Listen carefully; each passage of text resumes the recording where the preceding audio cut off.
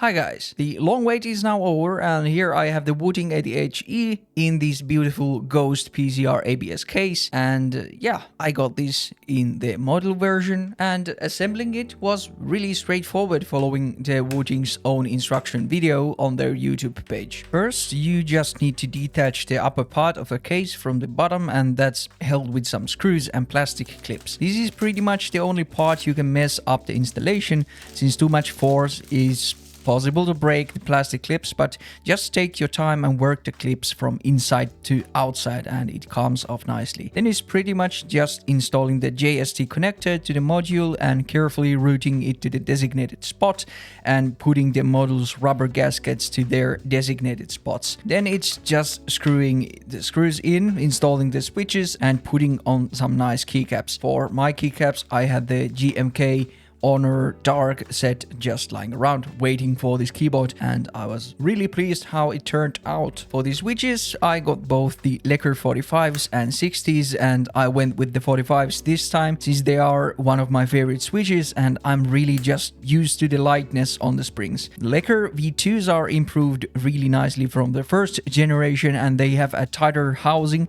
to lessen the stem wobble, and yeah, they feel a lot more stable to type on, and honestly the factory lubing has been done really well this time. I really have no need to lube these and they just sound really nice. The stabilizers are also screw-in stabs this time, so you have the possibility to swap these with ease if you ever want to do so. The stock stabilizer lubing was almost on point and I only needed to add more lube to the spacebar on my unit. The other stabs were really good and not rattly at all. The plate material is also picked to provide some additional thockiness that were missing from the original Wooting 80HE, and this time it is made from polycarbonate.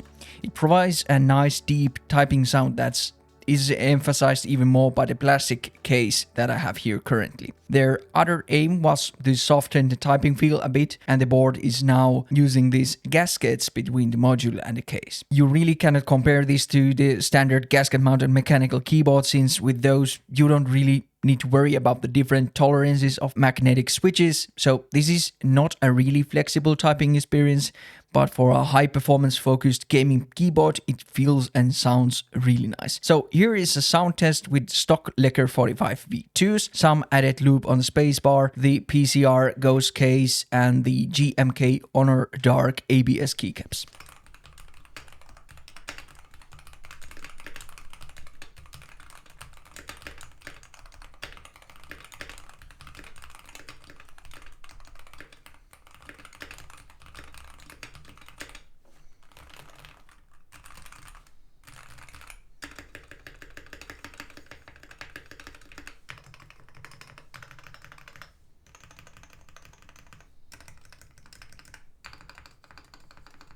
So I think it sounds really nice for a magnetic keyboard. But then let's take a closer look at the case and the build quality of it.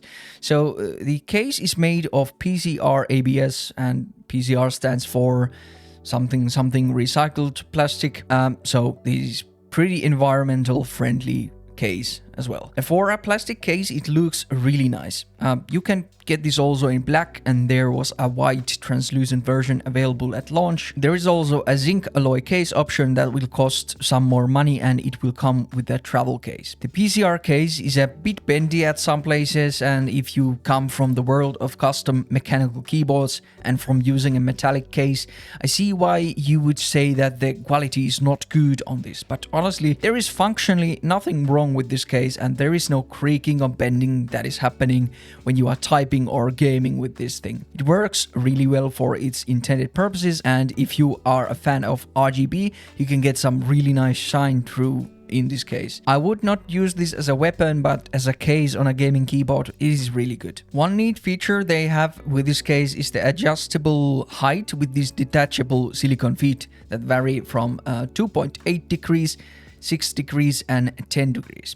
My favorite option is 6 degrees since that is most close to the angle that I'm most familiar with. The layout of this board is something that we have not seen before, and it is basically 80% unlike the 75% or TKL which we have seen before. Why this is probably because we have this LED bar here that is honestly pretty neat.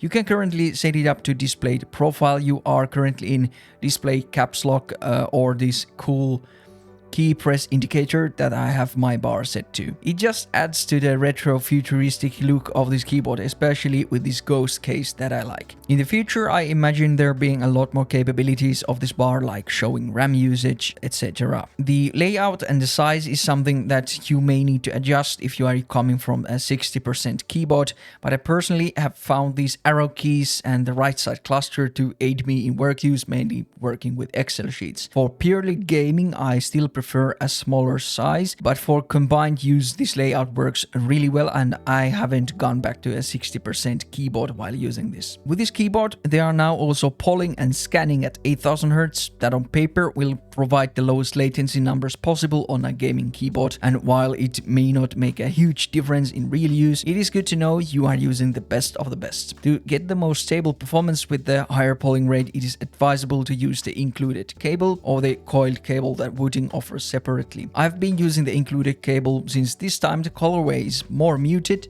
It's black and gray and it goes really well with my setup. The in-game performance of this board is really good, but the same thing applies like with most Hall effect keyboards. It won't necessarily make you a better player, but it offers the capabilities and tools to improve, and the main benefit for Apex for me is the added super gliding consistency if you take your time and really tune in your actuation points and rapid trigger settings. Compared to some other keyboards like the Iconix EZ63, the rapid trigger and actuation points are not as low on that one. But honestly, this keyboard feels already really sensitive on its most sensitive settings, so I don't think there is much added value of a 0.05mm actuation. That is just me. There is now also the possibility to use Rappy Snappy or Snappy Tappy that are now banned in CS2, but on other games they are most likely fine to use. In Apex I found that the Snappy Tappy, which is the fancier name to SOCD, makes some advanced movements really hard to do or even impossible, like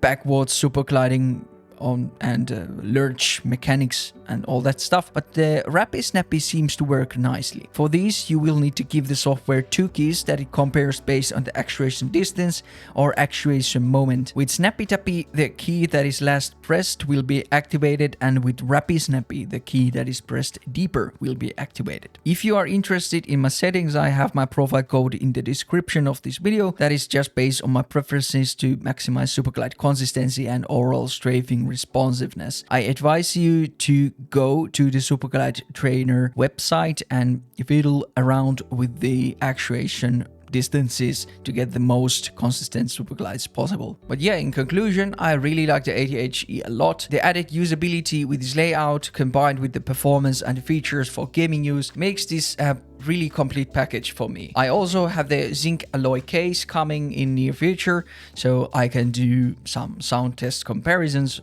and maybe swap up some switches, but for now, this is what I want to use and what I will continue to use. But that is about it. Thanks for watching and see you on the next video. Goodbye.